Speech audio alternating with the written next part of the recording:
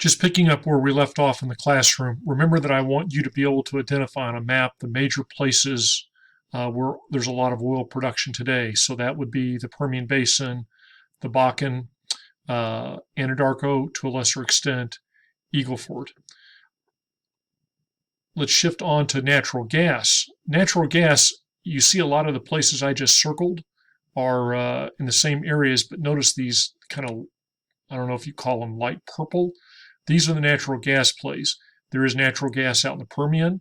This is the Barnett Shale that if you say it's roughly the Fort Worth area, there's also natural gas in the Eagle Ford. We talked about in class, there's natural gas in the Haynesville, but the 800-pound gorilla is up here covering West Virginia and Pennsylvania and New York. This is called the Marcellus. You can see this in the production statistics. You can see that the big production started around 2010 and it just has grown massively. And you can also see the 800-pound gorilla in the natural gas world is the Marcellus. So when we talk about gas, this is where it's happening. And again, it's important to me because it's important to your understanding of the industry that you understand where these things are happening. Pricing of natural gas is very location dependent. I pulled up this nice snapshot that shows you the prices for natural gas. And this was a day this summer. I don't remember exactly what day it was, at the various hub points. The major hub for the United States when they talk about pricing gas is Henry Hub. This is kind of like Cushing. It's a place in the middle of nowhere. In this case, it's in southern Louisiana. And you can see on this date, Henry Hub gas was $2.52. But notice that the price was all over the place at other places across America. Southern California Citygate and PG&E, which is in Northern California, you see they had the most expensive gas. This Dominion South, this is at the very southern part of the Marcellus, which is to say very little pipeline transportation expense. This price, New York of $1.62 and the Algonquin, which is outside of Boston, surprised me. What that tells me is they probably had very low demand for gas that day. And notice that these prices have moved quite a bit just over the course of one day. Not so much actually in the New York price. In the PG&E, not much of a move, but here in the New York price, notice that it moved quite a bit in one day. And that's probably because it has a lot to do with fluctuations in demand. Waha is in Midland, Texas. Notice how cheap gas is in Midland, Texas. And again, notice the price varies. This is because there's a lot of gas production in the Permian associated with the oil wells, but there's not enough pipelines to remove it, which is why you have the problem with flaring. Again, the key point is that the price for natural gas varies quite a bit even within the country. And if you think the fluctuations within the country are significant, look at these fluctuations around the world. I can't explain to you why these countries were pulled as opposed to other countries. This is supposedly what a household pays for natural gas. And I would assume this is about 10 cents. Well, it says it's per dollar, so that would be like a penny. I don't think that's right per kilowatt hour, but whatever. It probably equates to about 10 cents for us. We in the United States would be in this range, but notice how it goes up. Notice in Europe, the gas is significantly more expensive because they're relying on Russia. And then you get into the Far East, and gas is far more expensive because they don't have a lot of natural gas reserves. So this is all coming off of liquefied natural gas. So unlike crude oil, where there is kind of a price for the world, natural gas pricing varies quite a bit by location, and that has to do with the transportation cost. So let's do some interim conclusions. Oil and gas are a commodity with subtle variations, which means that other than the location differences, which are largely based on transportation expenses, the price is the price. This is not like a business where you can decide what price you want to charge. World forces dictate the price that you're going to be paid for your commodity. And we've seen that the price you're going to be paid for that commodity can shift wildly with small mismatches between supply and demand. You also saw when we looked at the energy uses in the United States that In spite of what we might want it to be, in spite of what people think it should be, the reality is the United States and the rest of the world, for that matter, are still powered by fossil fuel. And oil and gas are an increasingly big part of that because natural gas is gaining on coal. And I don't think that's going to change for several more decades just because it's very hard to shift how you produce energy in short periods of time.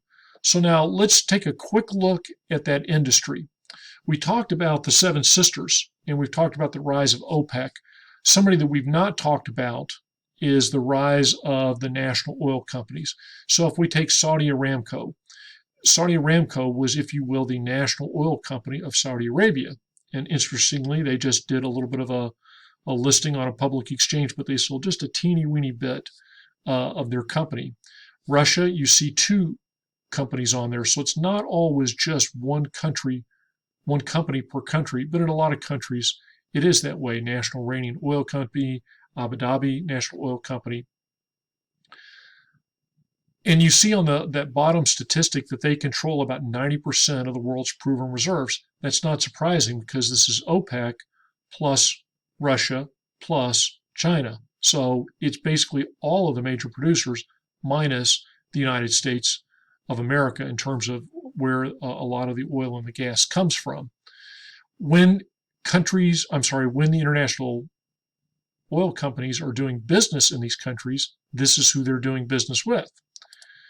We talked about the Seven Sisters, and we can see that we're now down to what they call 6 IOCs. And you'll find that in some places they'll define that as integrated oil companies, meaning they operate in more than one stream, international oil companies, or they're just referred to as super majors. This chart is sorted in the order of size in terms of their revenues of a couple of years ago. It's not important to me that you know who contributed to whom and who's a part of whom. What I want you to just see is on the global stage, you have these 6 IOCs who are dealing with these national oil companies.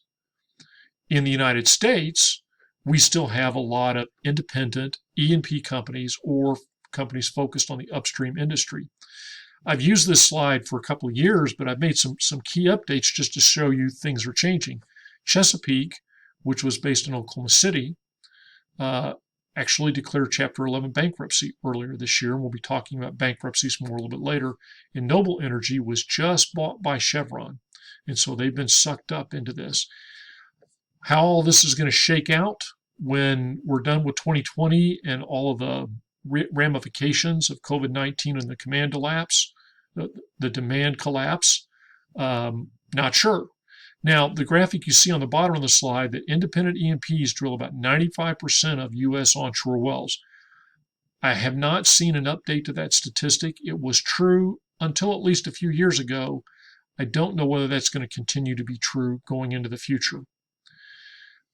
What you don't know about the industry and that you're going to learn is that even though you tend to look at a drilling rig and think, oh, one company, in reality, there's lots of companies that typically are involved even on just one drilling site. There are some major service companies in the world. Schlumberger, Halliburton, Baker Hughes are global companies. Some of the other companies are more U.S.-based companies. And you see one, BJ Services, they're a victim of the COVID-19 collapse. They've already declared Chapter 11 bankruptcy. Chapter 19, where'd that come from?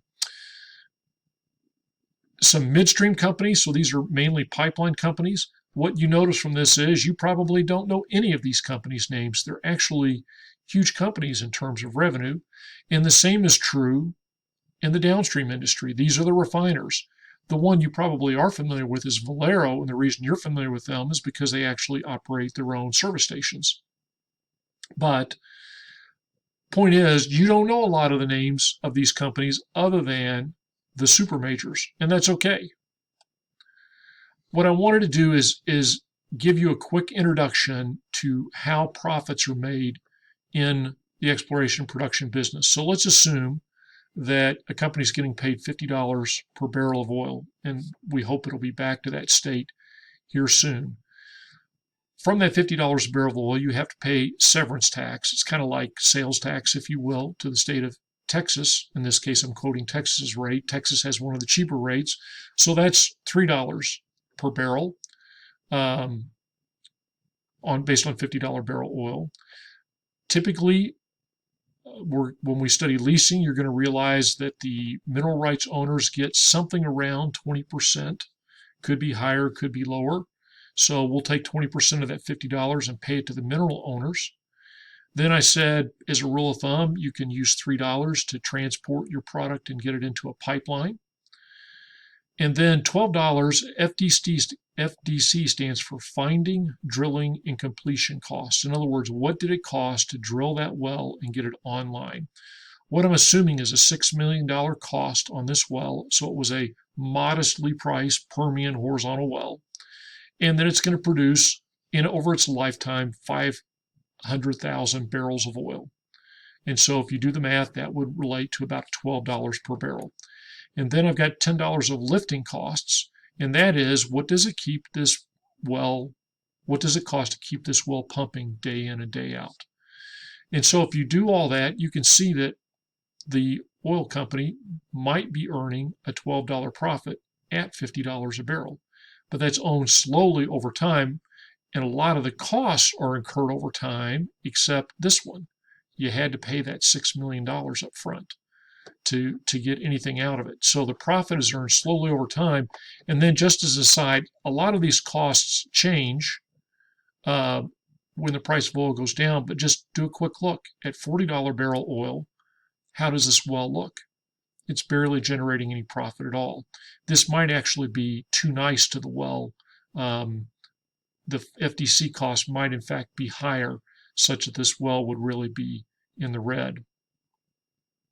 So where does that money come from? And again, we're going to have classes that we talk about later, but you need to understand from a big picture. The first is it comes from public equity. A lot of these are publicly traded companies. And so when you buy their stock, that's public equity.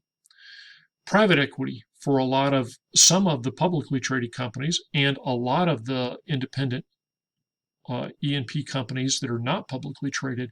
Private equity, these are people who amass a sum of money and then go off and make investments. There has been billions and billions of dollars over the past decade invested into E&P companies from private equity. Banks also play in this space. What banks like to do is loan money based on proven reserves. Other E&P companies invest with each other. It's very common, particularly among the smaller independents, for them to take a stake in each other's wells. Plus, private investors also take a stake in each other's wells, or also take stakes in wells. I've already told you that my wife and I are very small owners in a very inexpensive oil lease. So that's where the money comes from. Let's do another summary. I hope you're beginning to see the complexity of the industry and just how many people there are operating in it. I hope you also see that it takes a lot of money to play in this industry. This is not something you get into on the cheap. Because oil and gas are commodities where you can't control the price, ultimately then the name of the game is to have the lowest cost in producing it.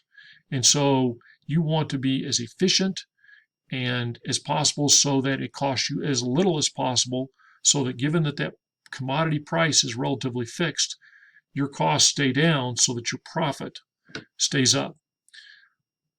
Let's talk about what's happening next, or in the next video, we'll talk about what's happening today in the E&P industry.